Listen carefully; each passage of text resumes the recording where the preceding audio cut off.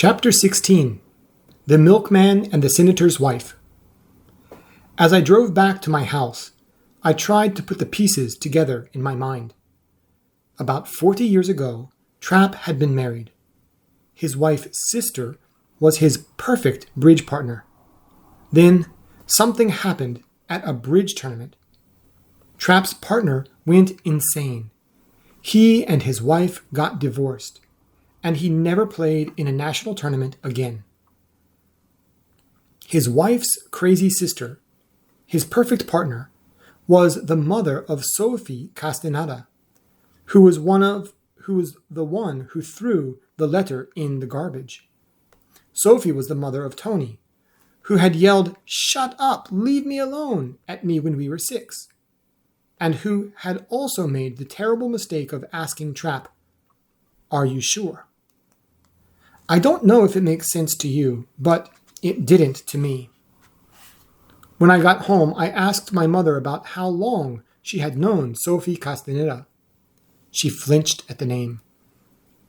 "I've known of her for a very long time. I've only met her a few times." Did you ever meet Sophie's mother?" "No." "Then why did you think she was insane?" "I don't just think she was insane," my mother said. "She was sent to an asylum."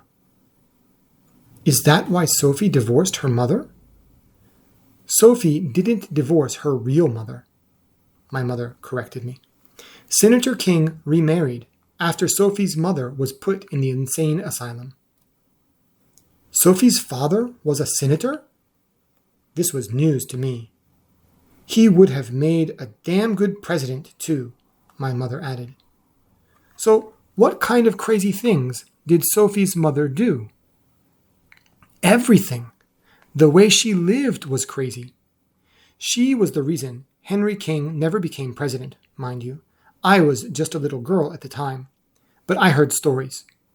One time, she gave the milkman $1,000 for his clothes.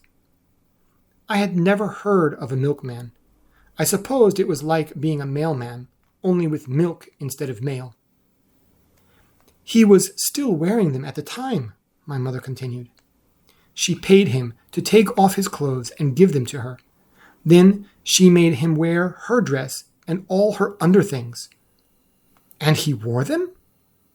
"For $1,000 he did. That was a lot of money in those days." I thought it was a lot of money in these days. I walked down the hall into my room and tried to make sense of what my mother had told me. I wondered if she had her story straight. I hate to say this about my own mother, but she doesn't always know what she's talking about. I picked up a deck of cards and practiced shuffling. Gloria had taught me how to shuffle cards so they'd flutter perfectly together.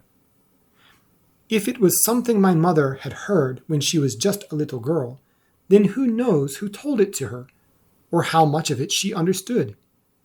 It seems to me that maybe the senator's wife had been doing something else with the milkman, and the senator came home unexpectedly, and they both just grabbed whatever clothes were the closest. That made a little more sense, but either way, my uncle's perfect partner sounded a bit weird, to say the least.